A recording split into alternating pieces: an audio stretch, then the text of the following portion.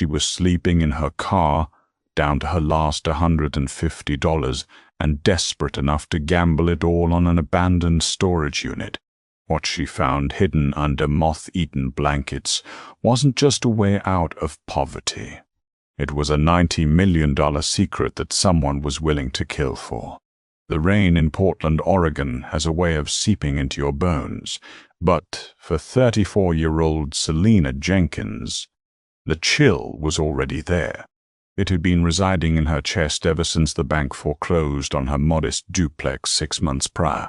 Selena wasn't a gambler, nor was she irresponsible. She was a former pediatric nurse whose life had been systematically dismantled by a ruthless sequence of tragedies. Her husband David's terminal illness, the staggering, insurmountable medical debt that insurance refused to cover, and finally, the grief that had cost her her job. Now, her entire universe was confined to the damp interior of a 2008 Honda Civic, parked under the flickering amber glow of a street lamp behind a desolate strip mall. It was a Tuesday morning, and Selena's bank account held exactly 156.42 cents. She hadn't eaten a hot meal in 3 days, surviving on generic peanut butter and stale bread. Desperation is a potent catalyst.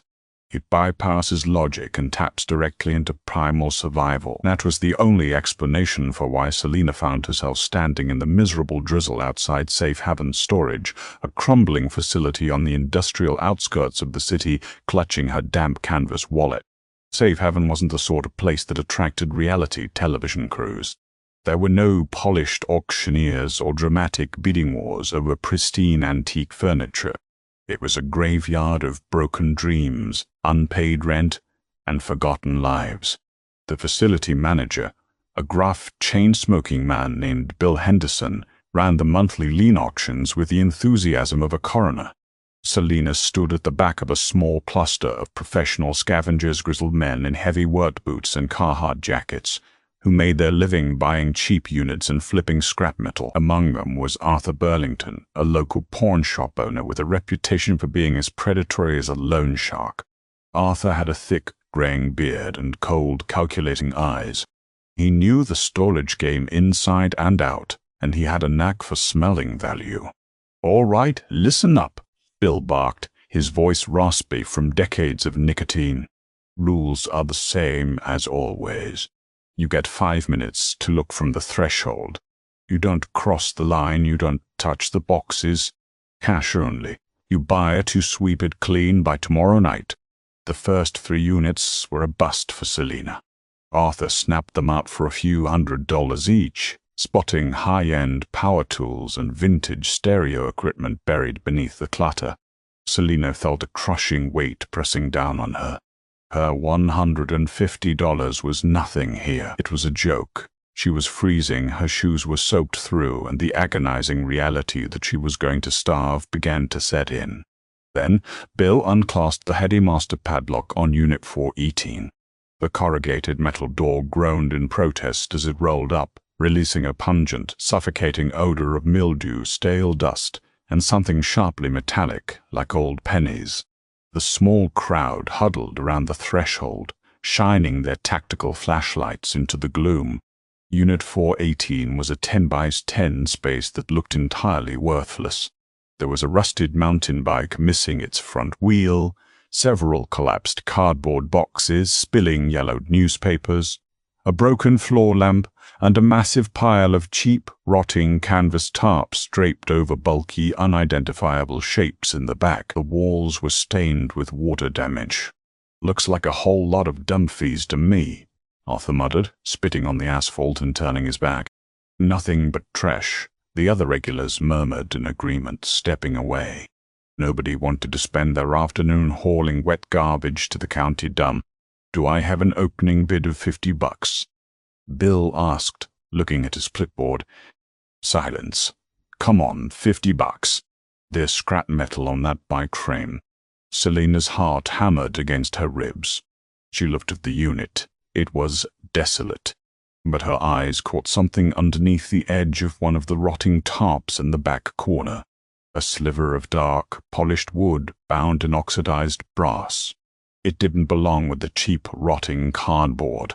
50, Selina said, her voice cracked, barely a whisper over the rain.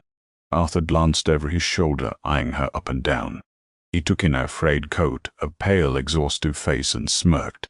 He wasn't going to bid against a homeless woman for a pile of wet newspapers. 50 to the lady, Bill said. Do I hear 75? Silence. Going once, going twice. Sold for $50. Bill scribbled on his clipboard and ripped off a receipt. Pay up at the office, honey. You got 24 hours to clear it out. Selina handed over a crumpled $50 bill. She had $106 left to her name. As she took the new padlock key from Bill, a wave of profound nausea washed over her. What had she just done? She had just traded a week's worth of gas and food for a literal room full of garbage. The other buyers dispersed, moving on to the next row of units. Selina was left alone in the rain, staring into the dark maw of Unit 418. She stepped inside. The air was thick and hard to breathe. Her cheap flashlight beam danced over the debris. She started with the boxes near the front, hoping against hope to find something empty to sell at a pawn shop or a thrift store. But Arthur had been right. It was trash. Decaying issues of National Geographic from 1994. Bags of moth-eaten clothes that crumbled when she touched them. Cheap, broken kitchen appliances. An hour passed.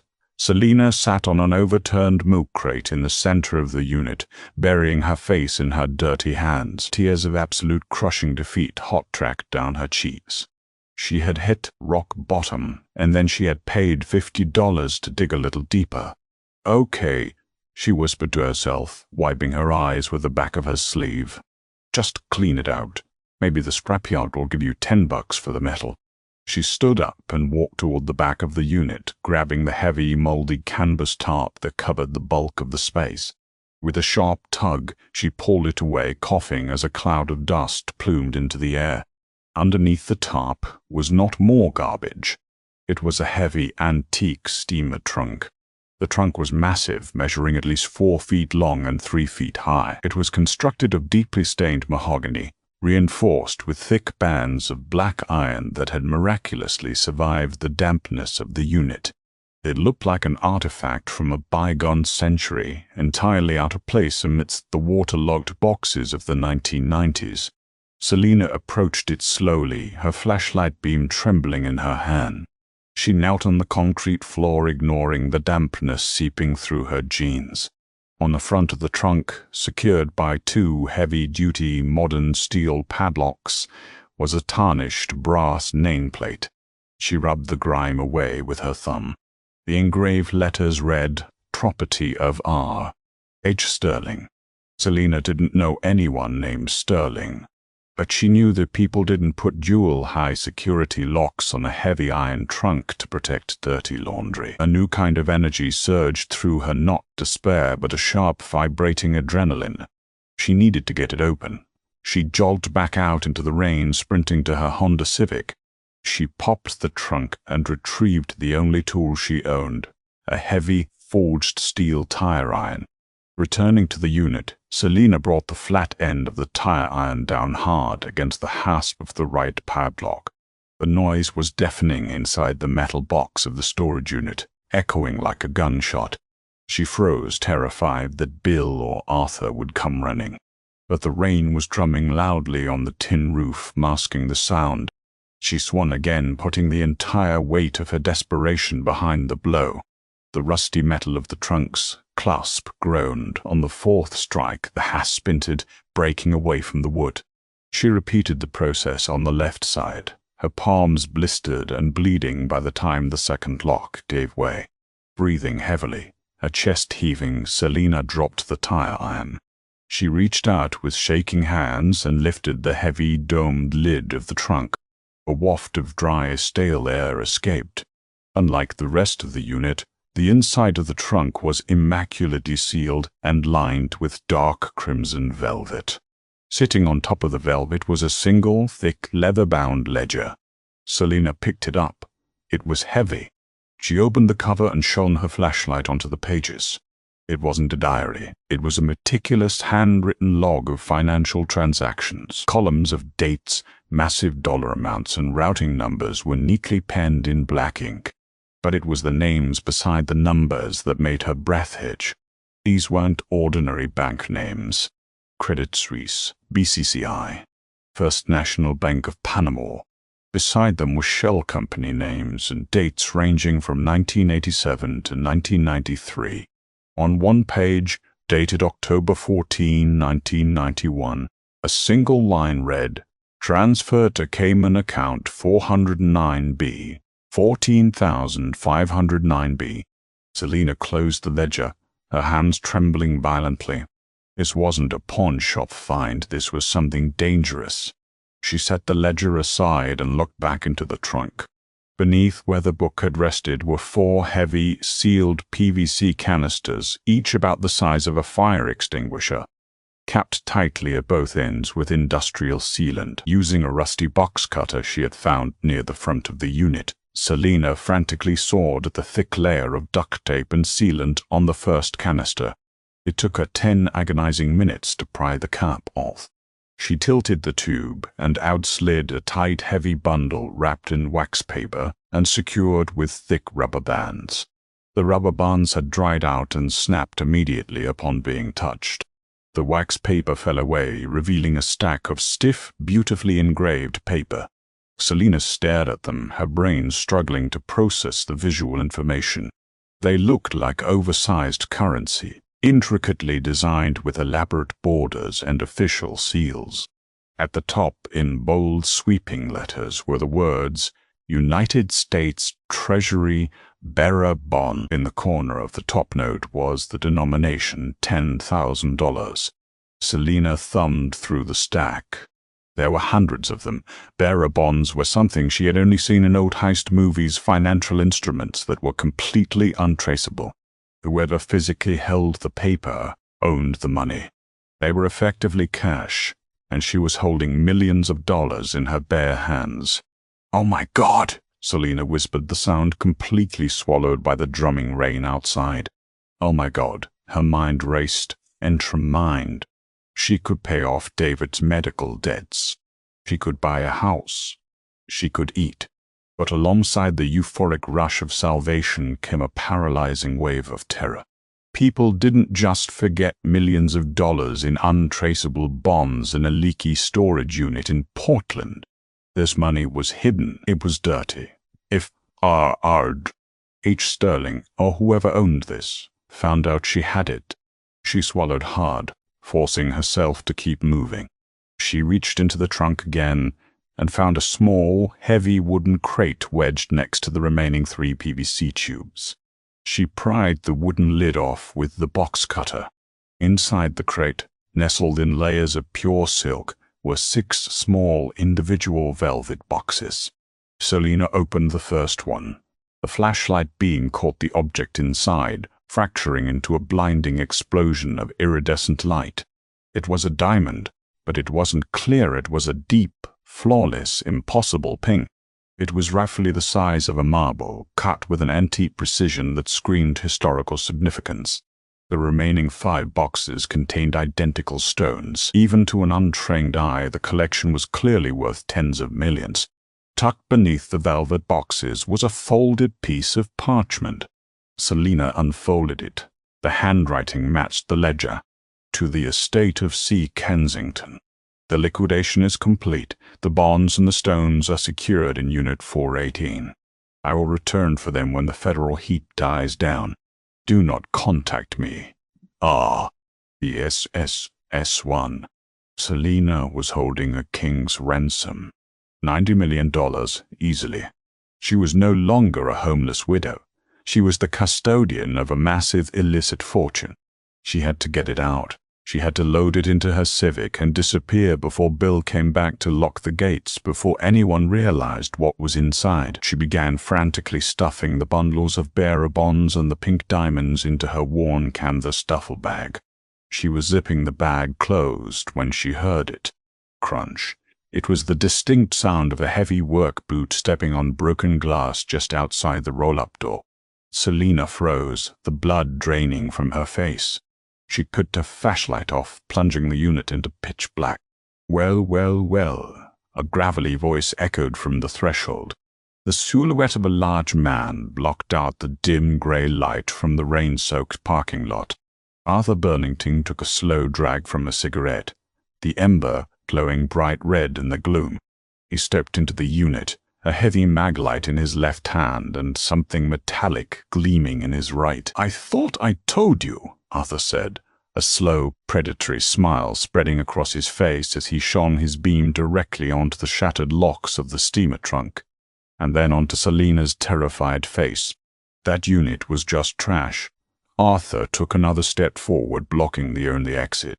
"Looks like you found a little something extra, sweetheart. Why don't you go ahead and hand that bag over?"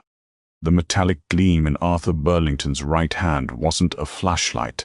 As he stepped fully into the dim perimeter of Unit 418, the dull grey light from the rain-soaked parking lot caught the barrel of a snub-nosed .38 revolver.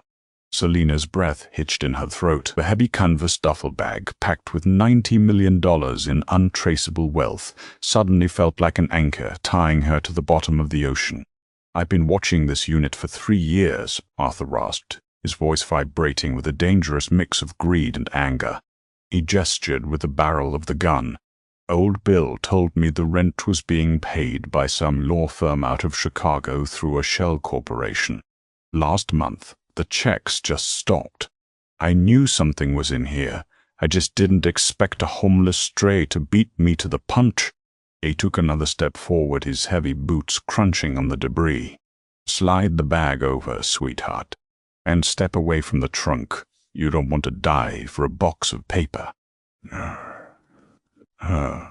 "Come out, so wild to try." Selina's mind went blank, then instantly flooded with a blinding, primal clarity. She was 34 years old. She had lost her husband, her home, and her career.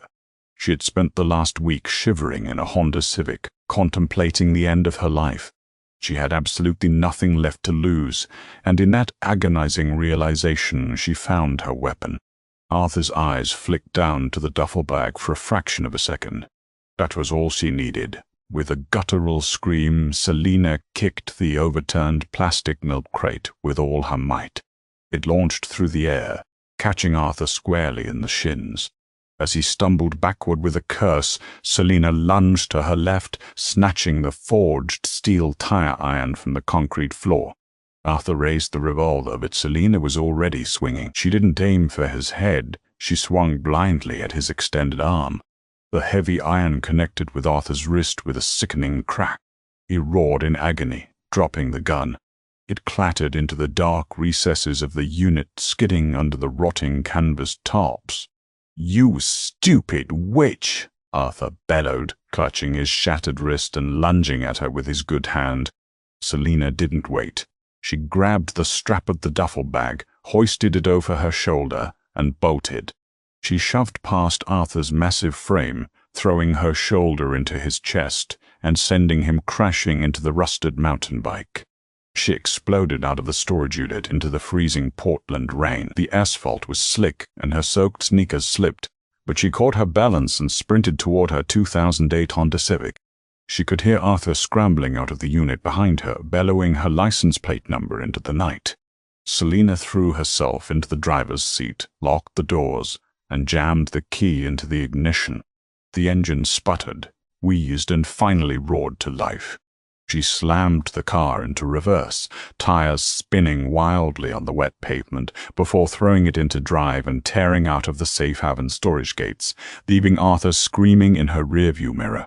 She drove aimlessly for an hour, her hands gripping the steering wheel so tightly her knuckles were stark white.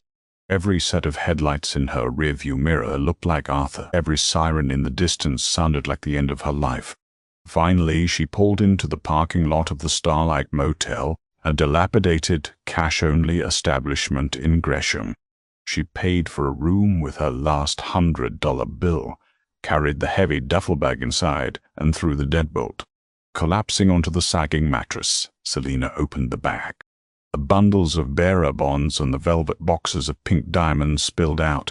The reality of what she possessed and what she had just done crashed over her. She needed information. She pulled out her cracked smartphone, grateful she had paid the bill 2 weeks ago, and connected to the motel's spotty Wi-Fi. She typed in the name from the trunk's brass plate and the ledger, Richard H. Sterling, Chicago, bearer bonds. The search results loaded, and Selina's blood ran ice cold. Richard the calculator. Sterling wasn't just a wealthy businessman. He was the chief money launderer for the Falcone crime syndicate in Chicago during the late 1980s and early 1990s. In 1993, the FBI launched Operation Iron Vault, a massive raid on the syndicate's financial holdings. Days before the raid, $90 million in bearer bonds intended to pay off the Colombian cartel vanished without a trace. Sterling vanished with them. She added the second name from the parchment, C. Kensington. Charles Kensington was a disgraced jewelry tycoon who had orchestrated a massive insurance fraud scheme in 1991, faking the theft of 6 world-renowned pink diamonds known as the Blush Collection. Kensington died in a federal penitentiary in 1998, swearing he had given the diamonds to a fixer to hide. Selina dropped her phone onto the bed. The money in her bag belonged to the mob, the cartel, and the federal government. Arthur Burlington wasn't her biggest problem. If anyone found out she had the Sterling trunk, she was a dead woman. And Arthur had her license plate. Panic is a thief that steals your ability to reason, but Selina refused to let it take her. She sat in the dim light of the motel room, staring at the illicit fortune. She couldn't cash the bearer bonds. In 2026, bearer bonds were essentially obsolete in legitimate banking. Attempting to deposit or cash millions of dollars of them would instantly trigger a Suspicious Activity Report, SAR, with the Treasury Department, bringing the FBI directly to her door. The bonds were radioactive paper, but the pink diamonds could be recut. They could be fenced overseas. They were portable, untraceable wealth. Selina hatched a plan. It was incredibly dangerous, but it was the only way to get Arthur off her back and secure her future. She spent the next 3 hours wiping down the bearer bonds, the PVC tubes, and the ledger to remove her fingerprints. She carefully repacked the millions of dollars in bonds back into the PVC tubes, leaving them inside the canvas duffel bag. But she took the 6 pink diamonds and sewed them securely into the lining of her heavy winter coat. At 4 a.m., she left the Starlight Motel. She drove her Honda Civic to the Portland Greyhound bus terminal and parked it in the long-term lot. She took the duffel bag full of bonds, rented a secure baggage locker in the terminal, and shoved the bag inside. Then, using a payphone down the street, she dialed the local FBI field office. Federal Bureau Investigation, how can I direct your call? A bored dispatcher answered. I need to report the location of the Richard Sterling bearer bonds from the 1993 Falcone syndicate case, Selina said, masking her voice with a piece of cloth over the receiver. The bonds and the ledger are in locker number 402 at the Portland Greyhound terminal. The locker code is 811-59. She paused, taking a deep breath. But you need to hurry. A man named Arthur Burlington, who runs a pawn shop in the Industrial District, knows about them. He's trying to secure the rest of the stash from Safe Haven Storage, Unit 418. He's armed. She hung up the phone before the dispatcher could trace the call. Selina didn't wait around to watch the fallout. She walked back into the terminal, bought a one-way ticket to Vancouver, British Columbia with the last of her cash, and boarded the bus just as the sun began to peak over the Cascade Mountains. The aftermath unfolded exactly as she had engineered it. 2 days later, sitting in a cheap hostel in Vancouver, Selina watched the international news on a communal television. A headline flashed across the screen, Historic $90 million Syndicate Bust in Portland. The news anchor detailed how an anonymous tip had led the FBI to recover millions in stolen bearer bonds. The broadcast cut to footage of Arthur Burlington, his arm heavily bandaged and in a sling, being shoved into the back of a federal vehicle outside safe haven storage. He had returned to the unit to strip it of any remaining evidence, only to walk right into an FBI ambush. The authorities stated they were investigating his ties to the historic Falcone crime family. Arthur was out of the picture. The FBI had their historic win. The ghost of Richard Sterling was finally put to rest, and no one even knew the pink diamonds existed. 6 months later, a woman matching Selina's description walked into the private office of a high-end, discreet gem broker in Antwerp, Belgium. She placed a single, flawlessly cut pink diamond on the velvet appraisal mat. The broker, a man accustomed to dealing with European royalty, gasped at the purity of the stone. Selina walked out of that office with €8 million wired into a secure offshore account in the Cayman Islands. Today, Selina lives in a sprawling oceanfront villa on the Amalfi Coast in Italy. She goes by a different name, speaks fluent Italian, and donates heavily to charities that support homeless women. She still has 5 pink diamonds hidden in a biometric safe behind a Renaissance painting in her study insurance for a rainy day. She occasionally looks out at the crystal blue waters of the Mediterranean, holding a glass of expensive Barolo, and thinks about the freezing rain in Portland. She thinks about the $150 gamble that changed the trajectory of her universe. She learned the hardest lesson of all. Sometimes, hitting rock bottom is the only way to find what's buried beneath it. If Selina's incredible journey from a freezing car to a multi-million-dollar mastermind kept you on the edge of your seat, hit that like button and share this video with your friends. Don't forget to subscribe and ring the bell for more true-life mysteries and astonishing hidden treasure stories. Drop a comment below. Would you have kept the diamonds or turned it all in?